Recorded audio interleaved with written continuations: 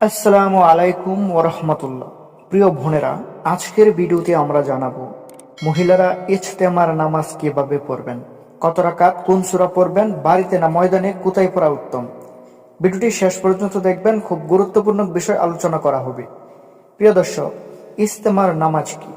ইজতেমার নামাজ বলতে সাধারণত বোঝানো হয় বিশ্ব ইজতেমার সময় আদায় করা বিশেষ নফল নামাজ, যা আল্লাহর কাছে দোয়া ও ইস্তেগফারের উদ্দেশ্যে পড়া হয়।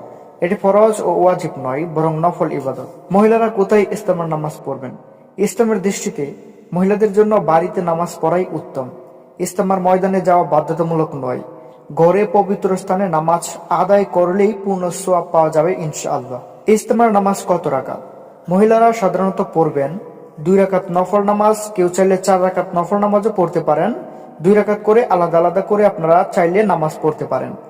নামাজ পড়ার সঠিক নিয়ম কি?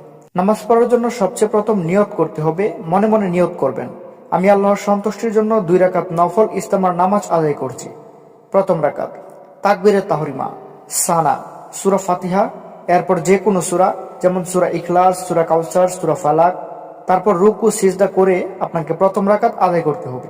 এরপর দ্বিতীয় রাকাত সূরা ফাতিহা, এরপর যে কোনো সূরা, সূরা নাস অথবা সূরা ইখলাস, রুকু সিজদা, তাশাহুদ, দরুদ, দোয়া, মাসুরা, তারপর সালাম ফিরিয়ে দ্বিতীয় রাকাত শেষ করতে হবে।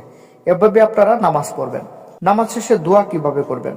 নামাজ শেষে হাত তুলে নিজের গুনাহ মাফ করবেন, পরিবার, সন্তান ও স্বামী উম্মার জন্য দোয়া করবেন, দুনিয়া ও আখিরাতের কল্যাণ চাইবেন। নির্দিষ্ট কোনো দোয়া বাধ্যতামূলক নয়, মনের ভাষায় কান্নাকাটি করে দোয়া করলেই যথেষ্ট।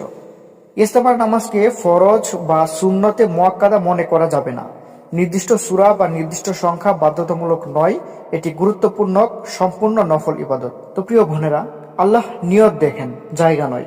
ঘরে বসে খাঁটি মনে নামাজ ও দোয়া করলে ইজতেমার পূর্ণ ফজিলত পাওয়া যাবে ইনশাআল্লাহ। ভিডিওটি ভালো লাগলে লাইক দিন, চ্যানেলটি সাবস্ক্রাইব করুন এবং এই ভিডিওটি অন্যদের কাছে শেয়ার করুন। আসসালামু আলাইকুম, আল্লাহ হাফেজ।